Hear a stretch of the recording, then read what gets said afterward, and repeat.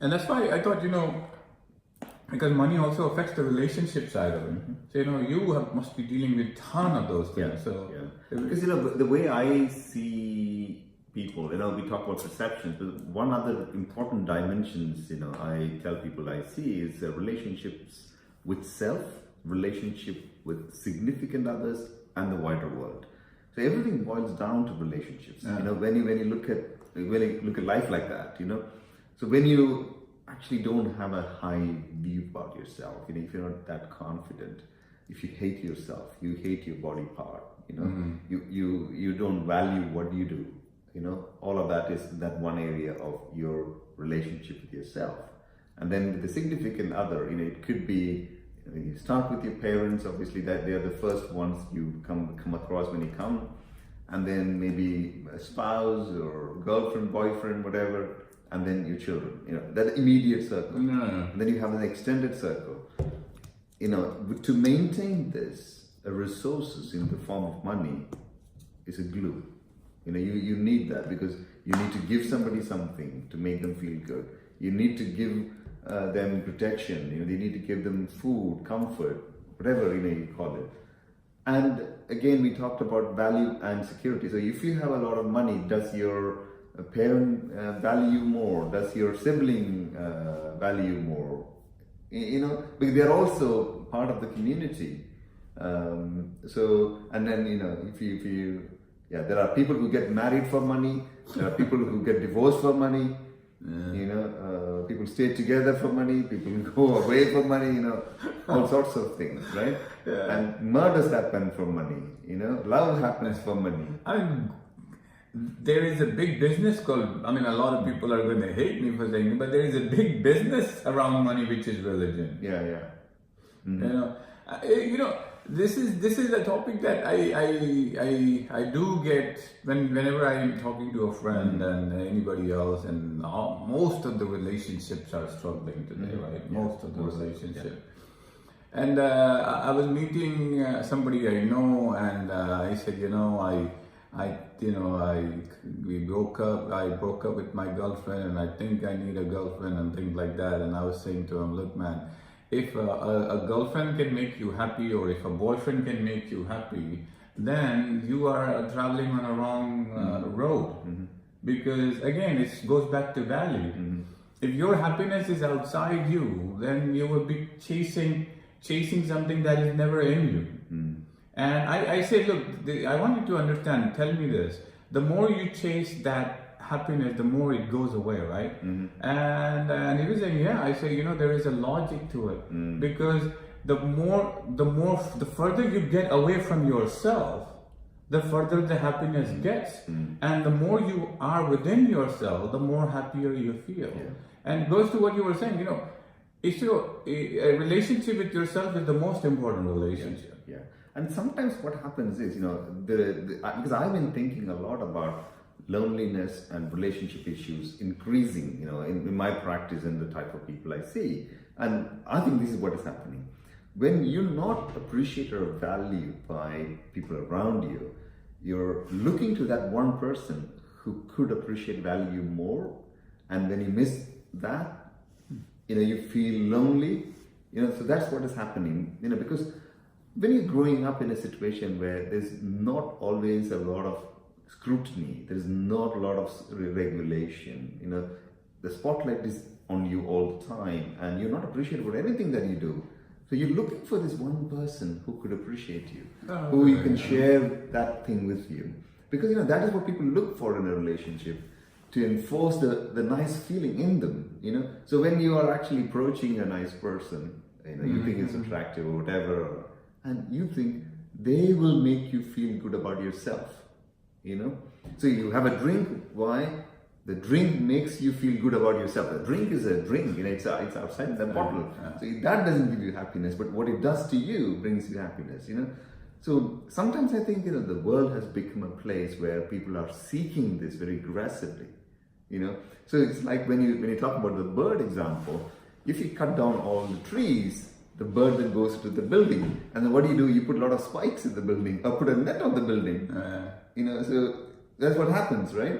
So you leave some trees so that they're going there. So society is changing.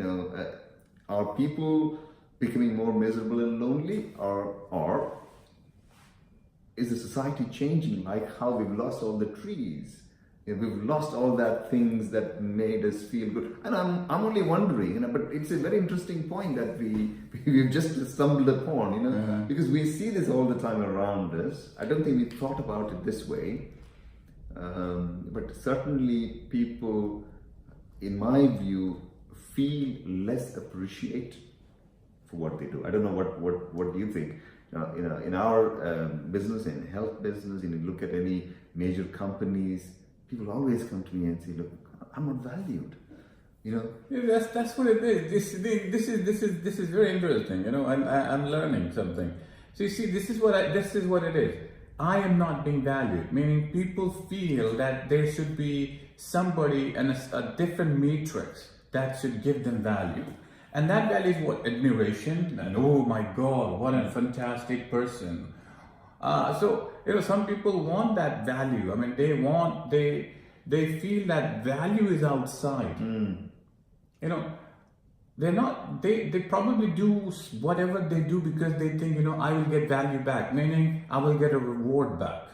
I will get. I mean, this is how we've trained the kids also. Yeah. Reward them when they do something nice. And so the narrative has been built in the society that there is a reward structure, and the rewards is. Look at social media.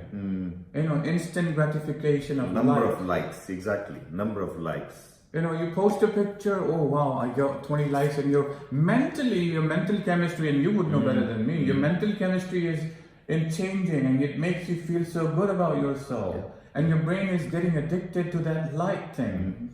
The more like you get 60 like and I get 5 like, and I'm saying, Balu is getting 60 like, I'm only getting 5. Exactly. So that's when the comparison starts to happen, and I feel less valuable. And this is the problem that you created in our society.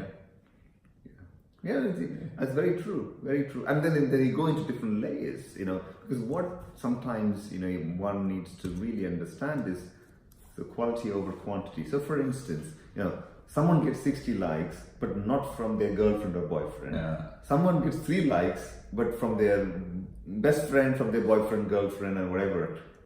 So, it should be that this person who gets the significant likes should be more happier, right? But sometimes it so happens that we are looking at the other's perception of the you. commoditization of life. Exactly. That is the problem, isn't it? You went to have a big buffet meal. Yeah. Should that make you satisfied? Or you met your wife or your mother and they made a nice home cooked meal. People have lost it. People would value the person who had this big buffet meal and posted all these pictures everywhere. Wow, he's doing really well. But actually, the guy who actually ate that little piece of meal with their favorite person, they had the most enjoyable experience, and that is lost. That is lost. So quantity over quality, and we don't define quality anymore. We look at others to say, hey, what is good? Because you never would want to post a picture, eating with your mom or with your sister or somebody cooking a very simple, humble meal, which you really enjoy. You don't want to pay the extra, but you go with some mega, royal, with a massive hotel with like 2,000 dishes, and then you pick pictures. You don't even eat a dish. By the time you've made all the pictures, it's time to go. And you didn't like half of the food anyway. See, this is the thing. I was just looking at the time. I was thinking, the thing is, the problem is us. Has the society changed? No, we have screwed up. Yeah. Exactly. The answer is I have screwed up completely because I am unlearning what I was told as a knowledge. And then I realized, no, none of that is knowledge. Yeah. It's just a concept, half-baked ideas that I was told that you need to follow. And now when I unlearn it, I laugh about it. We are laughing about it, right? I mean, most probably a lot of people who go to all these fancy cafes don't like the food. But they go there because they think, you know what, this will generate a lot more likes. Exactly. If I am having a lunch with my family, put it out there, people will say there is no magic to Yeah, it. exactly. But wow, look at this person, he went to Shard, and look at the way the whole thing is placed. And you're probably overpaying for it. Absolutely. Most likely, yes, you're overpaying for Yeah. it. But you're still doing it anyway.